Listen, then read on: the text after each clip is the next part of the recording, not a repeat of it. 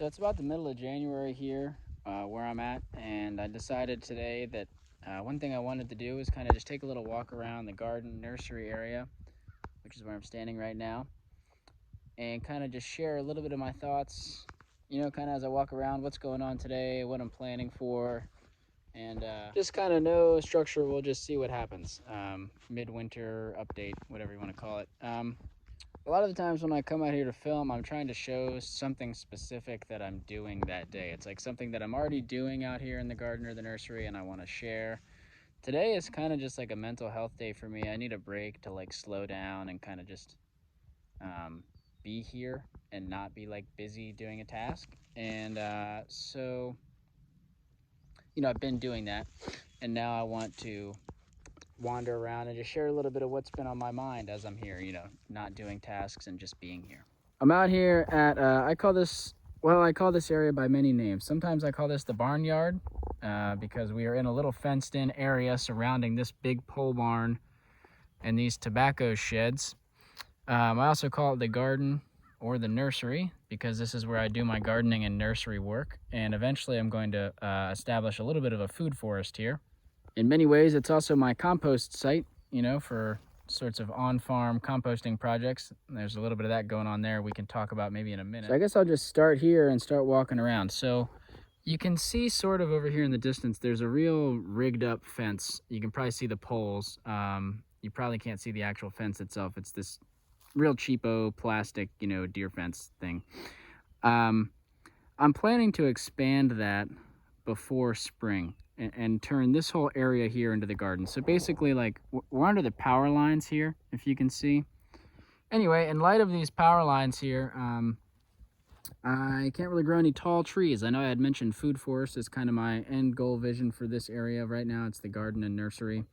So maybe I should talk about that for a second as my planned succession. You can see here, there's some of these tree cages, loose term. Just some rabbit fencing. It's mostly trying to keep rabbits and groundhogs a little bit discouraged. It's certainly not rabbit proof. They could burrow under that if they really wanted to.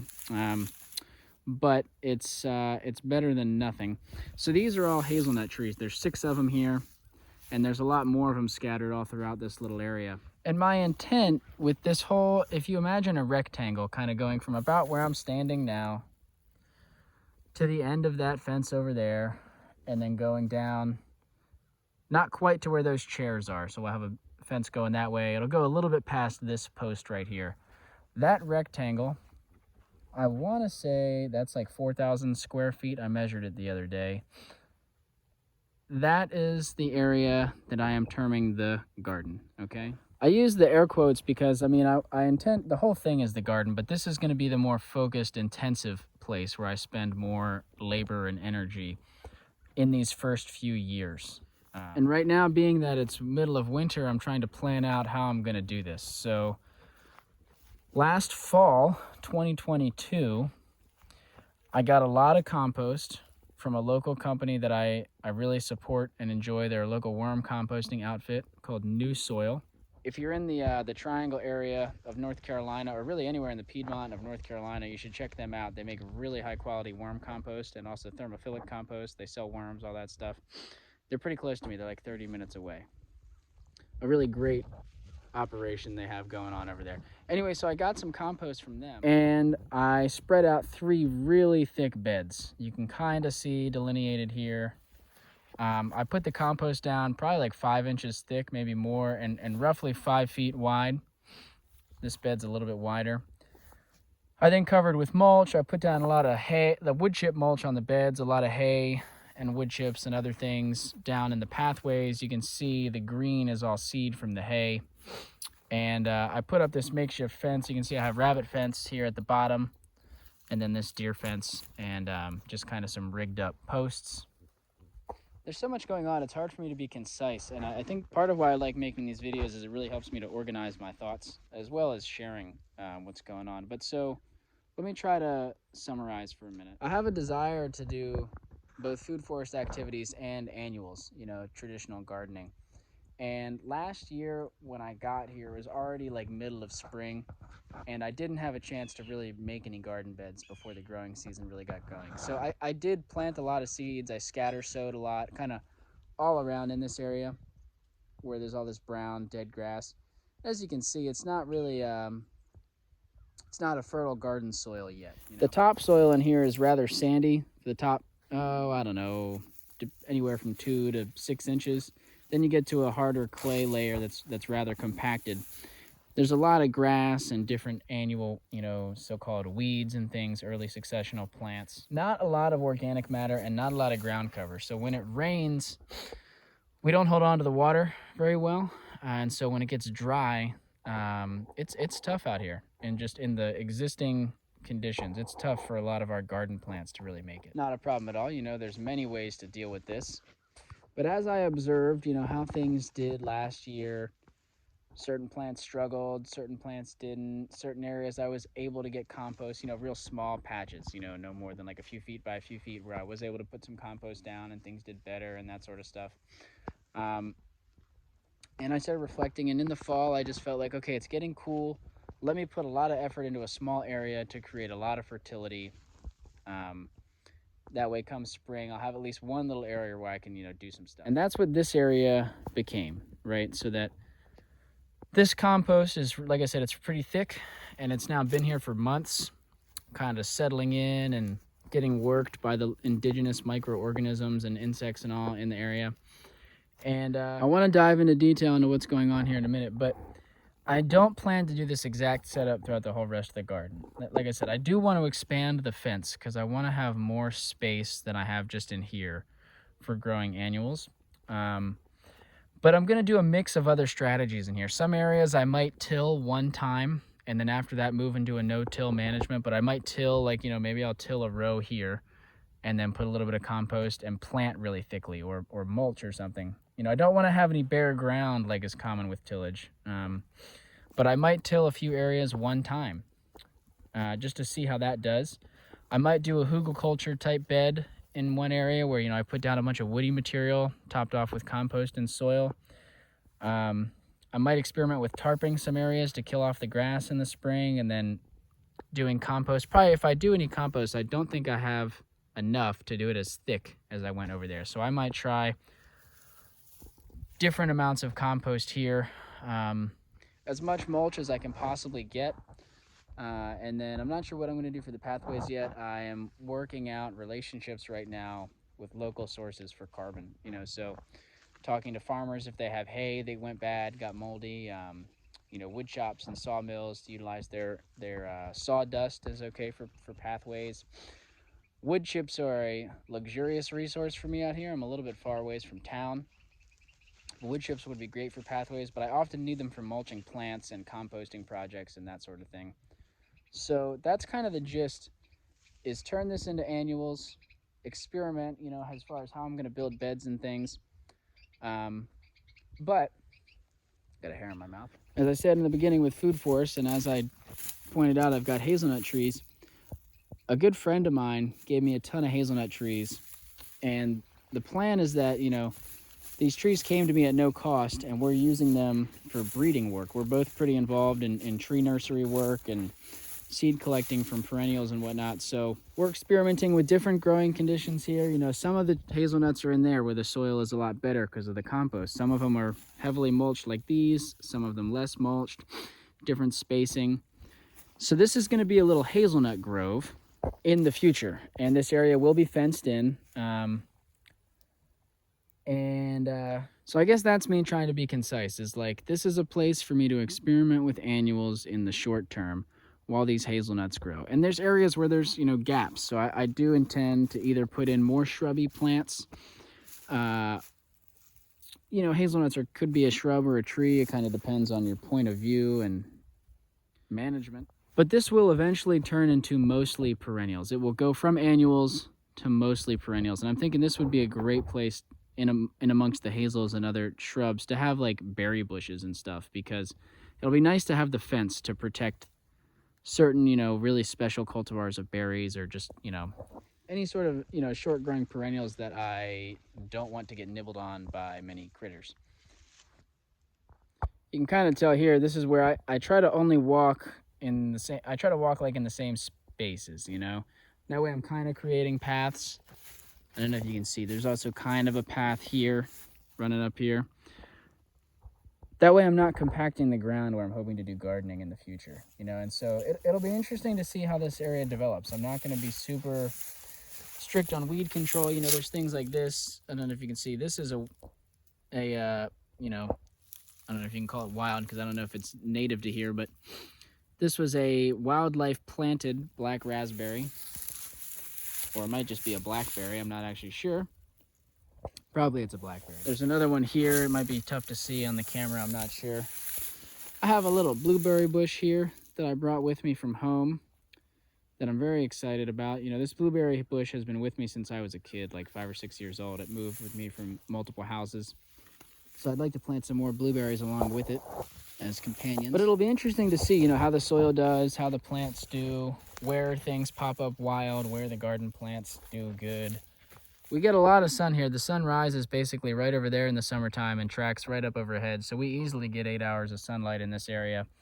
And then in the afternoon, the area is right in front of these two very large cedar trees. Does get some shade, but that can be kind of nice in the peak heat of summer, actually. And the other thing is the wind really comes from this direction, this way. The prevailing wind is right at me. And so these cedar trees do a pretty good job of blocking it, except for this gap in the middle where there used to be a tree that's now dead. So I'm also trying to plug this hole up. I have a hazelnut tree there, another hazelnut tree there, a redbud tree here. I'm going to try to grow some wildflowers potentially in this area. And we'll see. I mean, like, it's just, you know, partially whatever pops up. Like, there was a huge eastern black nightshade here last year, and I spread some of the fruits around, and I'm hoping more of them will pop up. Walking over here, you know, I've also planted a few hazelnuts here in between the cedar and this box elder, because some of the wind does come from this way. So I'm trying to do a little bit of wind breakage here. We're surrounded by all these open cow pastures that there's just no wind breaks, you know. Right under this one cedar tree, I have my little altar with some things, some that I've found and some that have been gifted to me over the years. These are things that my grandma made, some stones that I found, and, you know, just little bits and pieces from the woods. Those are actually some pig bones from the compost. And yeah, I actually forget what this is called, but this is not a weed. I brought this from home. It's a type of it's like a spring ephemeral flower of some sort that came from my grandmother's house. It's been with the family for a long time. I forget the name of it. I have it written down somewhere. But in the springtime, it makes these nice, pretty blue and white flowers that I'll show you later on. When I expand this fence, I need to build a gate, because right now I just have this, you know, my gate is just unhooking those screws like that and then stepping over this part of the fence, which is fine for walking around, but it's tough if you want to bring a wheelbarrow load of material in. You can see here's a hazelnut planted in here. You can see the next one is right there. So the spacing's pretty tight. Like I said, we're kind of exploring how tight we can go. These little green guys here is little garlics that I planted in the fall. You can see some collards that I planted in the fall that have been surviving without plastic through the winter here. Now, I'm in the southeast in North Carolina, so winter's not that harsh, but we did, right before Christmas, we did get a few days, well, one day where it dropped below zero and several days of fully below freezing. So we have had some cold spells, but then there's been days in the 70s, or I guess high 60s, almost 70 as well in both December and January. So, you know, we've definitely got ants. They're very common in this area. This is an ant hill here. And I don't know, a lot of gardeners fight these ants because they're kind of annoying in the garden. They either sting or bite a lot of these species. These definitely do. They are not very pleasant. I have kind of given up on fighting the ants. I just don't care anymore. I mean, it's definitely annoying. You know, I'd like to walk around barefoot. I like to not have to worry about getting my hands stung, but, you know, I just don't like trying to kill them. I don't want to pour anything toxic into my garden soil. And, you know, there are farmers that use certain organic things such as orange, like citrus extracts and stuff like that. But I don't know. I am just going to, for now, kind of take a back seat on all that, let there be ants, and figure they're performing some sort of role. They don't seem to bother the plants in my experience yet, so I don't know, I'm leaving them. This whole bed here is actually filled with mostly acorns. There's some other tree seed in here randomly. I've done a couple, you know, there's a random, here's an elderberry cutting that I'm trying to root. So there's some random stuff in here. If I peel back this mulch, can you see that? Those are acorns. It's having a tough time focusing. Let's see. So this one obviously was a dud, but there's a lot of acorns in here. They're sown in pretty thick, like a cover crop of acorns. So this will be kind of like a nursery bed, and anywhere that trees don't pop up, I will experiment with annuals. These two beds have hazelnuts in them, but these hazelnuts are not going to fill out the whole bed in their first year. So there'll definitely be annuals in here. Probably a lot of greens and tomatoes, maybe some corn is what I'm thinking in these beds. And we'll see, well, I don't know, probably flowers and things. Maybe a squash or two and some beans. There's a lot of space. I like to plant pretty tight, so. Then there's all sorts of things with trees going on. So I think maybe I'll shift gears here a little bit and start talking about nursery stuff. Like this rectangle that we're in is, like I said, kind of the main garden focus. I have a lot of nursery stuff going on too. So these are black walnut trees that were grown last year. These were grown by my friend, the same one that gave me the hazelnuts. And I haven't had time to plant them yet. So I have them in this pot and kind of mounded up with mulch to protect them a little bit from the root, you know, freezing temperatures basically. Same thing over here, except that this pot has swamp white oak in them. So as you can see, I have a lot of trees to plant, and most of these trees are probably going to go out in the far fields, not anywhere near this site. I don't know if you can tell, this site's kind of high up. It's like a local high point, somewhat of a ridge. And black walnuts and swamp chestnuts, oaks, are really more of a wetland species. They prefer areas with more access to water than what I have here. So they'll go somewhere else, but for now the trees are here. And if we walk over here, we're now basically exiting the garden. Imagine there'd be a gate right where I'm standing right now. I had some friends over the holidays, and we built a little fire pit, which I'm not sure if I'm going to keep because, as you can see, it fills up with water where we built it and the way we built it. So I could try to address that, maybe put some rocks in there for drainage or something, or I could try to turn this into a little pond, or I don't know, I might just fill it back in. Not really sure. But this is a fire pit area right now. We have a little splitting block right there. I'm going to kind of fast forward past this for the moment. And we're transitioning more into the nursery section now. So this would be outside of the fence, and this is where I'm doing a lot of my nursery work. So these are all air prune beds, which I'll talk more about in another video in depth, but this is my preferred way of growing trees. You know, over there we do have that nursery bed of mostly oaks, but I don't love digging seedling trees out of the ground. There's a lot of possibility to damage the roots that way. It certainly can be done. And with less materials, you can grow more trees. You know, you can, with just some compost, make a whole nursery bed. Whereas here, you have to have a lot of wood and compost and hardware cloth and all this sorts of stuff. So this is more resource intensive, but it's for me, a nicer way to grow trees. Basic idea is there's a screen on the bottom of all these frames. Right now, there's a screen on the top to protect from rodents, but by the spring, they'll all have cages like this to allow the trees to grow under a protected area. And I just fill these up with compost, soil, wood chips, leaves, and all that stuff, and then spread the seeds on top. This allows the seeds to get their winter stratification that many of our native perennials require, and it keeps them protected from animals. And then, because of this screen at the bottom, that prevents the roots from getting the whole root bound thing that you may experience in pots rather frequently. Because the roots grow down to the screen, they exit the screen, there's air underneath which kills off the bottom of the root. Doesn't hurt the tree just then sends more energy into its horizontal roots. So it has a tap root that goes the depth of the bed, and then it has very strong horizontal fibrous root systems. So when I go to transplant these in the fall, once the trees are asleep, it's very easy to just pluck them out without damaging the taproot.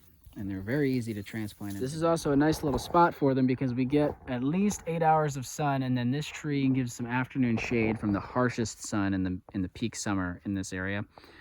So I have a lot more boxes to build. I'm going to fill up this, and I haven't decided yet if I'm going to put another row here or if I'm going to go down this way, which would be right on the edge of the garden fence over here if I can get that built before spring. I'm also plugging in trees wherever I can. So this is a wild plum. These are some elderberries that I got from a friend. You know, most of the trees that I'm growing are still too small to really transplant. So a lot of the trees that I've planted, I've gotten from friends, which has been a great way for me to cultivate relationships. I go over and help somebody out in their garden or whatever, and in exchange, I get some free plants and we get to spend time together. So that's been a really good way for me to meet people. Here again, we have some more elderberries, and similar to the hazelnuts, this is just kind of random experimenting with different, spacing. Some area, like this area, got a lot of compost and mulch, whereas other areas have just mostly gotten, that area mostly just got mulch and no compost. And so it's just kind of like whatever's on hand. You can see a lot of stuff has cages. I've done some things without, like those elderberries were not caged. This is a chestnut tree that was not caged. You can see it's been kind of nibbled on, but still totally there. And yeah, there's a few other trees scattered in around here, and I'm slowly trying to get more perennials planted out into this area. As we continue moving this way, we're reaching kind of the end of the area that I really do much management at. Here's where I had some black walnuts growing earlier in the season. I had a lot of compost down and mulch, as you can see. I dug them up. They're now in this pot ready to get transplanted out before spring. Not really sure what I'll plant in here come spring. Maybe it'll be another nursery bed for some perennials, or maybe it will actually, maybe I'll put some sort of perennial here that can handle part shade. Because we do get pretty good shade here from this elm and this sweet gum right here. This is a rather shady area. To the right does get some sun. This spot is almost full shade. This was another tree nursery bed. If you see over here, all these little sticks sticking up. Let's see, can we get a good picture of this? These are all red maples that I still have to dig up. I brought those actually from home, back up north in Pennsylvania. And those need to get dug up and planted out somewhere as well. But so this is another little nursery bed for trees where there's been some compost and mulch. It's a shadier area, so things are definitely growing slower here, or you plant things that like shade, like pawpaws and stuff. There's just so much going on. I mean, I could really spend all day just walking around and talking about all the things I've done and I'm planning to do here. Like, I'd like to get pawpaws established under all of these elms along this fence line. And I have a lot of pawpaws that a friend gave me. They're very small. These are all pawpaws in here, these little sticks. And I think I want to grow them out in a nursery situation for another year to get them a little bigger before I plant them out. We'll see. I mean, I'm hoping it's going to be a really productive growing season here between all the trees growing, the garden stuff. I have an abundance of seed that I have purchased, saved, collected, traded for. I have tons of seed, and so like I said, most of the effort's going to go into the garden, really getting healthy soil there and healthy plants, but I'll be scattering kind of loosely cover cropping, you could call it, in all sorts of different areas here just to see what we'll take, because my main goal is to maximize plant cover and habitat. Get the soil covered as much as possible, provide as much habitat and diversity as possible in this area. And right here is a good example of that, where the compost that I used in that one section of the garden was originally dumped here. And when I was done scooping it all, there's a lot of compost left on the ground. And instead of just letting this become grass again, I kind of framed it out so that we wouldn't mow it. And I planted a lot of wildflower seeds, milkweeds and evening primrose, and basically just whatever I had on hand. Some stuff I foraged from. There's some wild stuff that just popped up here, some stuff friends gave me. And I scattered some real light dusting of wood chips over it. So hopefully this will be a lot of wildflowers in the spring. And I'm planning to do more areas like this, Like I have a little bit of leaf compost up here under a tarp. Once that's moved, maybe I'll scatter some more seeds there, stuff like that. And lastly, we're at compost. So this is a static pile of compost. I haven't really gotten into composting activities as much as I would like. It's something I really want to be a focus of mine, but I've had a tough time dealing with the transition of moving down here and establishing relationships to actually get access to quality material to compost with. And so I started a few thermophilic or hot compost piles last year that didn't really go the way that I intended them to go, as in they didn't stay hot long enough to meet thermophilic requirements. And so what I did was I've piled them up here, added some extra carbon to cap them off, and this is just kind of a static composting area right now. Let's see what's the thermometer saying. Almost 50 degrees. So basically, you know, this pile has remained above freezing throughout the whole winter pretty much. So it's been a refuge for certain bugs and microorganisms that don't want to freeze, although it's definitely, you know, things are less active, right? It hasn't froze, but the temperature's still colder than it would be, you know, in summertime, right? So life has definitely slowed down within this pile, but this is a static pile, and as such, I probably won't be using it for a long time. The glaciers didn't recede this far south, I guess. And there's a ton more I could say about this space and different projects I have going on. Like, you know, am I going to set up irrigation or not in the garden? I'm not sure. But it's winter time. It's time to be planning and prepping. You know, I got a lot of compost spreading to do. I got to actually get some more compost dumped out here. I got to start making more compost. I got to get a plan together for all my seeds starting. More of these beds to build, you know. It can become quickly overwhelming. I think it's the key to remember this is, you know, this is for fun. It is work, and it is providing for me, right? You know, I'm intending to make some of my living selling trees. I'm intending to make some of my food, produce some of my own food from this area. But at the end of the day, I'm doing this because I want to do it, because I love doing it. I like relating to the land in this way. I like exploring these different projects. And I think as someone who's young, and I think this is probably worsened by the fact that I grew up in America, I have to remind myself, you know, it doesn't need to be a rush. It doesn't have to all happen at once. This is one project at a time, one step at a time. You know, every season, things are improving. That's the goal, is just to always be improving, no matter how small, always be learning. You know, it doesn't have to be perfect, and actually, it never will. You know, the goal is not for it to be perfect. But that's some of the stuff I've been reflecting on and thinking about while I'm out here. Birds chiming in. This video is probably pretty long. We'll see. I always tell myself I'm going to make these videos short, and then I just blab and blab and blab, and I just keep wanting to say things, and then it's like, you know, by the time I'm done, the video is incredibly long. So if you stuck around this long, thanks. I appreciate your support. If you have thoughts and comments, let me know. You know, I'm very open to talking about any of this with people who are interested, and I hope wherever you're at, whether you're gardening on a balcony in the city, in a community garden, on a huge farm, plants inside, greenhouse, whatever, I hope that it's you're having a happy seed starting season, assuming that you're in this hemisphere or whatever part of the world that I'm in. And yeah, just wish you the best in your projects.